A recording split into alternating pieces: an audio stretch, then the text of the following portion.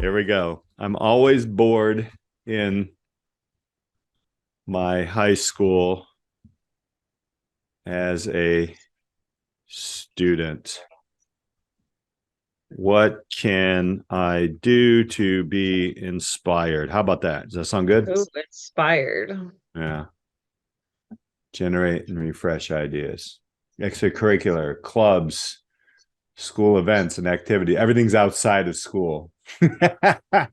What mine said, read a book during lunch, join a Uh-huh. club or activity, talk to a teacher about possible projects or research. Mm. Schedule an informational interview with an alum. Interesting. Reach out to a teacher with questions. Follow inspiring people in the field or on social media. It's like go away for. So we just jumped into AI. We talked to Dan Bevan, uh, Uzair, and Adam from Veloce AI. Head spinning, Alli. What's up? What I mean, we just typed in "we're not inspired in high school," and it kind of gave us some interesting thoughts. I think. It did. I wouldn't even say my head is spinning. I would say, when you feel like, okay, you're like super stressed out and you're spinning your wheels and Mm-hmm. your shoulders are like to your ears. Yeah. I feel like as an educator, AI is like a relaxation. Like Yeah. it's a new breath. Like I am not teaching this year in the classroom, so I don't know in Mm-hmm. real time how I would feel like with this evolution and explosion of chat GPT in the classroom this year. But from an outsider looking in currently, and having just heard our last two episodes, which if you have not listened to them, oh my goodness, you change your whole world on like what you think of AI. I know it did for me. Yeah. And I mean, even had conversations with a couple people since recording the episodes. It's just like it's eye-opening and it's not something to be like fearful of. And there's Mm-hmm. so much misconception. And I'm sure I still have a lot of misconception about what AI is, but I have a lot less. Right. Yeah. It's empowering. Yeah. That's what it is. Mm-hmm. Yeah, I was on a couple previous conversations to us jumping into these last two podcasts.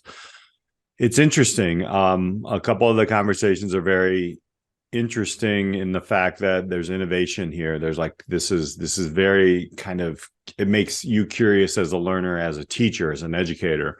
And then there's the backlash. There's the other side. And I've been in conversations or I've been a part of a discussion on Zoom where a lot of educators are hell bent on this is not replacing me, right? And I think they're going Terminator on us. I'm like, I don't think we're there. I hope we never get there. It will replace you if that's all you do in the classroom is spit knowledge. And I think that's kind of the whole premise of disrupt education in general. We knew knowledge is dead in the capacity of giving it to people. It's people can find it. So how do we bring that curiosity back, right? And I think this could be part of that. I think it totally could be. And I teach less of a subjective subject than you do, Peter. Mm-hmm. Chemistry and physics and math, like I'm all on board for it. And it's interesting because I don't have like it's just release of that. Like I don't have to keep up with all of the new research, all of the new ideas, all of the new techniques. Like yes, there are aspects of a chemistry class and whatnot that I'm still gonna have to like lead students through, but this idea of flipping it as a resource for yourself and for your students and all the possibilities of it, it can enhance learning in so many ways. And I'm certain that there may be some of you out there that have really good counterpoints to what our guests have shared and possible detrimental effects, but I think it's the framing, right? I love the way Uzair said it, of like it's the energy that you bring to a space and to a product or to any kind of functions, like you can view it as good or bad. And you're right. Yeah, right. Right. But it has so much, I think, so much potential to level up, as Dan put. And that is what excites me as an educator and being in the educational space in any capacity, is that I get to do things differently. I don't know. I love newness, and change is like, it's great. Right. But not everyone feels that way. Sure. Yeah. And change is scary, right? Like change is definitely scary. I remember when Snapchat and those apps were coming through, and I remember sitting through meetings at a previous school, and there was one individual who was a head of a department, who was like, why are we arguing against this? Why are we not bringing this into the classroom? Why, and he made a point. And again, I think I said this on the last podcast, is like, oh my gosh, education missed that opportunity to really, use social media in ways where kids can learn. And now they're just finding it on their own, right? Like if a kid my son wants to learn something, he'll go to YouTube, he'll go to Discord, my daughter learns how to cook on TikTok, right? So be careful what you ask for, right? I think a lot of educators have asked for, oh my gosh, take more off my plate, make this a humanistic approach, make it more individualized, but don't add more to my plate.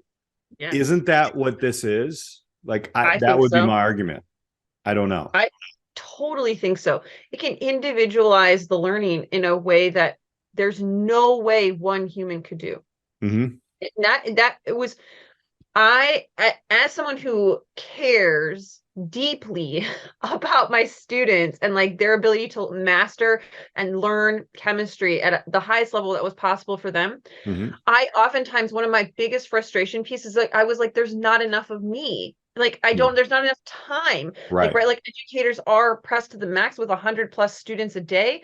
I mean, upwards of some educators have 150 to 180. Like, I mean, it's just absolutely wild. Even if you have your elementary, or you have some different kind of model where you have like maybe 20 to 30 students total, which that sounds like a dream, you still can feel like I can't really give everybody at the same time the best experience. Even when I was teaching at the Bart College, in a classroom of 15 students, tiny, class relative to like my previous experience as a public high school educator, I still felt that way at times, right? Where it's like, I wish I could just like have like an hour discussion with each of you about your project or about this and help move you forward. Whereas that can be something that AI helps students with, and they can really move them much further. It's like removing these roadblocks that the teacher once had to be that like back and forth. And it's like,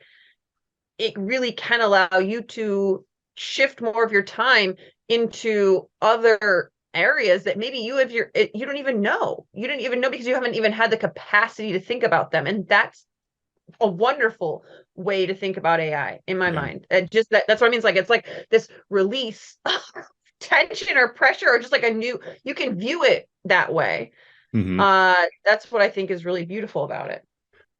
In the classroom right now, and I'm implementing it in different ways, and still I'm in the playground with the kids, right? Like we're all kind of learning about this thing. Students are telling me how they're using it. They're getting more comfortable telling me, because I'm sure they're running up against educators who are just like, you better stay away from that, which, okay, I don't want to step into anybody's classroom learning environment, but I will tell you that the kids are way more engaged in the business lessons that I'm giving, that I'm providing, I should say, because they can individualize them.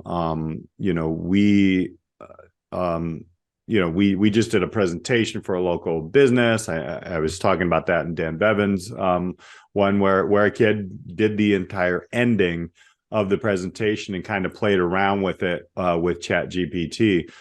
Just in the last podcast, I was talking about a student who started to get it, and he was like, "Wait a minute, this is something that's going to hold me accountable." And those there are steps, and it's not quite answers. You know, just stepping back and saying, what do you want to do, right? There is that transition of back, let's get back to being curious and creative, right? We've killed it, especially in high school. We have students who are 9 through 12 years into this system where it's like, listen, sit down, be quiet, regurgitate, da da da da. Not all the time, but for the majority of it, and then you play that game, and then you learn, right? It's Pavlov's dogs. But I think this is what we are asking for. I really think that people who are asking for a more humanistic approach, a human-centered approach or interest-centered approach, here it is. And now, as an educator, I have to change the way that I'm not the leader in the class anymore. I'm the facilitator. I'm the mentor. I'm the third parent, however you want to look at it, right? That excites me because you're right. I don't have to. There can be enough of me, and maybe that will alleviate some of this burnout for educators. There are so many different ways you could view it and how it could aid you. And we're not even probably thinking of, one fraction of the uses that it could be used for. But as our guests have shared, avoiding it is not going to make it go away. Mm-hmm. And you're not going to be able to lock this thing down in a way that it does disappear. I remember being in high school and being told you can't have a cell phone, and you can't even bring it to school, or you can't use Google, or you can't use technology. And right, Dan and Uzair and Adam talked about this calculator idea, and at one point that was the technology that was totally messing up the classrooms. And it's coming. Mm-hmm. You can avoid it, or you can try and find how it could work for you. Because the other thing is that students, as you're experiencing in real time, they don't fully understand all the things. There's the obvious things like write me a paper or Right. solve this math problem. But once we get past that, okay, then it can solve so many deeper problems. Or as Adam was saying, he was like, I hated school, or I didn't enjoy it. That didn't spark my curiosity. How could it re-engage students? Even some of your own students are really starting to re-engage because they're seeing the possibilities of it's a tool. Mm-hmm. It's not something to be feared. I mean, if there is something to fear about it, I don't understand. Right. Fully. Yeah. And listeners, if you have thoughts on this, we are not done with this conversation. No, because it's so much bigger than 2 episodes. Mm-hmm. But this is just our initial plunge into those. Many people aren't looking into it. They don't know how it could be useful, and it's usually fear-based, myself Mm-hmm. included. And it was more just I didn't even think I needed it. Mm-hmm. And now it's okay, well, how could I use it? Right. And now you're curious. You're curious. I mean, now you're trying to figure out, okay. And again, I'm there too, just scratching the surface of it. I really liked how Uzair commented on, it's like you said, it's how you bring it into the classroom, right? Like you just said, if it's bad, you're right. If it's good, you're right. I find myself enjoying walking into a classroom, and really, I know that sounds weird for a high school teacher in around February, March, which we should be all burnt. But honestly, it is a playground with me, and I feel like that energy that you bring into a classroom is now going to be even more transparent, because when there are tools out there, I like the fact I mean, I don't like it because it makes me work harder, but I actually like it, right? Because if you're going to work harder, you know, that you're going to get better. That phones piss me off. I mean, I like that, right? Like if a kid is looking at a phone, it challenges me as an educator to create an opportunity where that kid has to perform differently than checking a box. Yep. And when that experience happens, whatever that experience is attached to any curriculum, guess what they remember? They remember the experience more than the test. So I have to always remind myself, okay, if I stand up there and talk for 30 minutes and all the kids are on their phones, like who's really at fault here? Right? Like, okay, I think it's a give take, but now I got to be challenged, right? So you got to put up something, and I'm going to give you a safe area to do that. And I think that's where the challenge comes from. I'm very excited about it.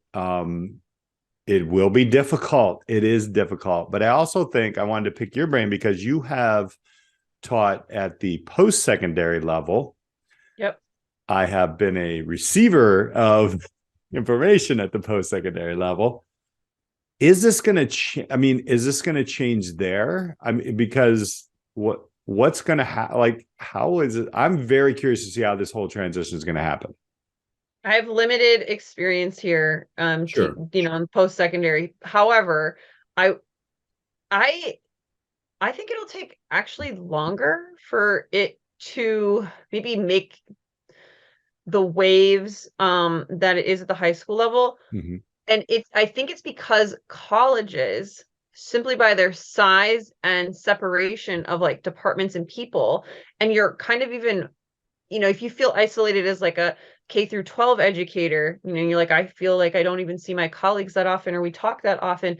Imagine that tenfold at a bigger university or college where, you can just teach your classes and do your research and, you have like your pod, but there isn't maybe that much more interaction. So it's like, you don't even necessarily know how it's interacting, or affecting all these other spaces. Whereas I feel like in a high school or in a middle school, elementary, you're going to have bigger conversations school wide.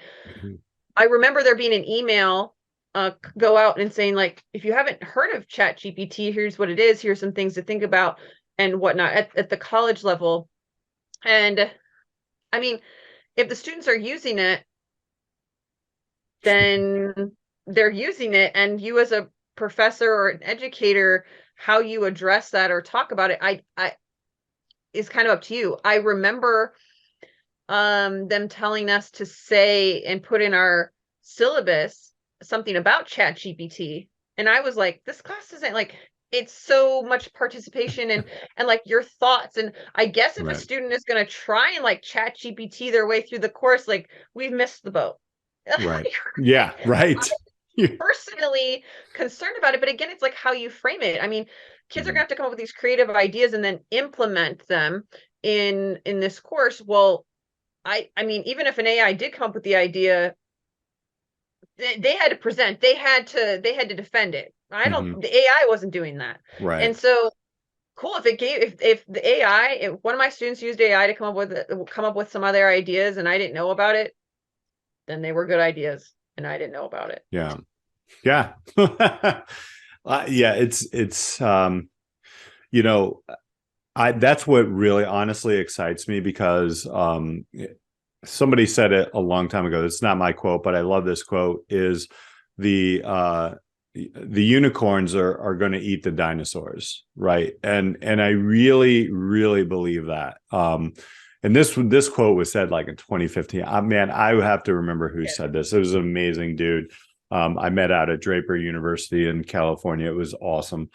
But it's true. And I really think the longer that colleges and universities hold on to their curriculum, the less and less students out of high schools are going to go to them. You're already seeing it, right? With the smaller universities, there was just a post yesterday that I threw out there that, The big universities are okay because it's name recognition, it's brand, it's like Nike or whatever. But, eventually the smaller ones are dying off, right? And it's a brand thing at this point. What Ruben Harris said was Of it's course. a skills driven economy now. Like the hiring practices and everything, the credentials are not meaning much anymore because the credentials will be behind AI, right? Like, won't it? Unless they change it to where the credential is you have to perform and you have to connect and you have to show experience. But A guest we haven't had on, but you and I had a conversation, was with Jackie, right. and I hope we do have her on the podcast in the future, because that is something she's been working on in her community of like these skill based, and I forget the way she worded it, but it's basically these are the skills that you're bringing, and the classes are around those. And this Yes. is, you can show what you can do. And then you talk about that with like portfolio based learning, Yeah. and it's not a number on a piece of paper, because, well, I mean, AI can just take the test for you at this point. 100%. I think that's what I see coming into education, the way, like, so the future of school right now, if I were to guess, what would be optimal would be, I think you still have to go through the basics. I think younger children, obviously you dig into the reading, you dig into writing, and your basics, right? It's a lot of nurturing. I'm not a primary educator, but I'm going to throw that out there. But when you get into the middle schools and the secondary high schools, I think the opportunity then becomes where it becomes your playground. You have to check the box in certain maybe curricular areas. However, you have more control on how you want to check that box. And then AI is used, or automation, however you want to say it, like Dan helped us, but to pick and choose and to help guide you along with the human in the rooms with you, to make sure that you're on the right path and learning something that is going to be in your world, that you can attach to, and then you create your own portfolio, and then that's your exit ticket, because now it's human centered. That's the way I would see this thing happening. I mean, is it math, science, English? It could be. It doesn't have to be. It can be math, science, and English, and history, and art, and business. I mean, it just depends. I mean, you've seen these different schools, but yeah, and like I said in Dan's, I think it's pulling down silos. I think this is something that's going to pull down silos as well. We're going to have special curricular people, you like chemistry, for instance, me, I'll be an entrepreneur, but how can we bring those two together, right? Well, let's do something in the environment. Okay, there we go. We have, how can we adapt chemistry into creating a business that's actually going to help, maybe, I don't know, healthier grass grow more naturally or something like that. I don't know. I'm just making that up, but there you go. But it totally could. And also, here's the beautiful thing about AI, right? Like, if a teacher really doesn't have to be in knowing, this may be where the fear comes from. But right, like in theory, couldn't I just, the teaching model isn't so siloed into these subjects, but like you get a general knowledge base in some topics, and then you are helping, like, rather than the class be chemistry or the class be business or the class be math, but like, these are the things that students have to kind of work through in a year, and you are instead potentially leading them through multiple subjects, because you can learn with them. Now, is it good to have specific experts in literary analysis? Yeah, I mean, I like, and having read the text and can kind of like bounce the ideas a bit, like kind of talk you through what the AI is. Yes, but then also it could allow for less siloing and more like interdisciplinary learning and work, because you aren't burdened by having to guide. You are not necessarily guiding kids through every single problem. The AI or the technology can do that more and more efficiently, and just it, like, better. Right. It's more reliable than ever before. So that's where I see, it could free up time. Like I always wanted to do like more interdisciplinary projects with other teachers. It was a lack of time. Mm-hmm. It was a lack of time, and like how much energy it would take for me and that other teacher to find time to like coordinate, to then plan this project and make sure we have all the same kids. And like there were so many variables that potentially could shift the model. And I would be super interested if districts are already, if like of anyone already trying to implement something different or whatnot. Like we definitely want to hear about it, because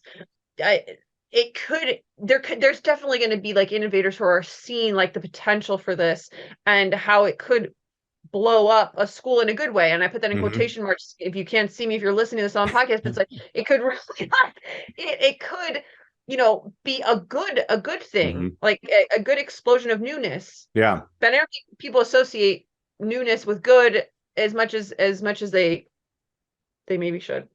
I mean, yeah, I would call it like aggressive knowledge, right? Like if it's, it can be a huge separator real quick, right? And I think it has that potential. This will be interesting to see where it goes. The crazy thing, Alli, is I thought the pandemic and COVID was the game changer. I think this is. I think this is the bigger game changer. Man, it's moving quick. I think, we'll see where this goes. But, kind of to your point of when we were talking about a couple of the potential guests, and we do have some people coming in around skills, and then how do people actually now show skills? How did this transfer into durable skills and those types of things when we come to skill-based economy?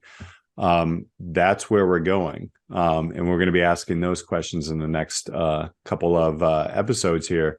Wow. Yeah. Like I said, my head is spinning in a good way. It's like, okay, all right. Now I'm very excited and optimistic about this, but final thoughts. What do you think?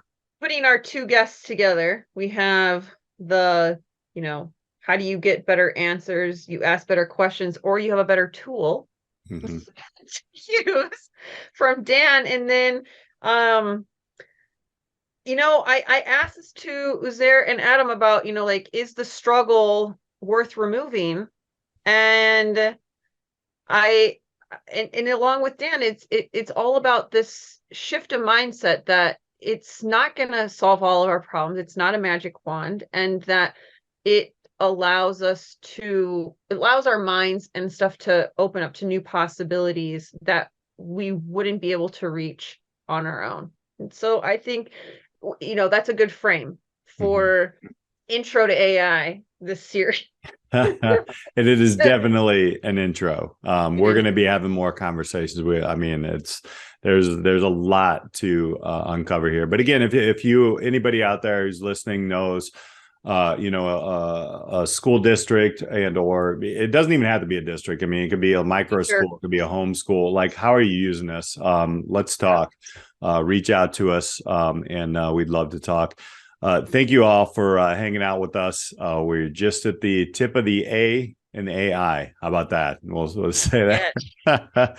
We'll catch you next time on the Disrupt Education Podcast. Thank you so much for joining us on this week's episode of the Disrupt Education Podcast. Be sure to like and subscribe so you never miss an episode. Are you ready to disrupt the educational arena you're a part of? For more ways to get involved in the work we do here at Disrupt Education, check us out at disrupteducation.co, or find us on LinkedIn at Peter Hostrasser or Alli Privet. Our mission here is to help facilitate and amplify changes in the educational system through local initiatives and help you scale them into community movements. Our building network of disruptors in education are working to move beyond scores and grades as the only measure for student learning. If your school district, college, campus, or organization is looking for facilitators of this work, reach out on our website or social media. And if you have any thoughts or feedback on this week's episode or any episode, we'd love to hear from you. Until next time, keep pushing the boundaries, taking risks, and most importantly, disrupting education.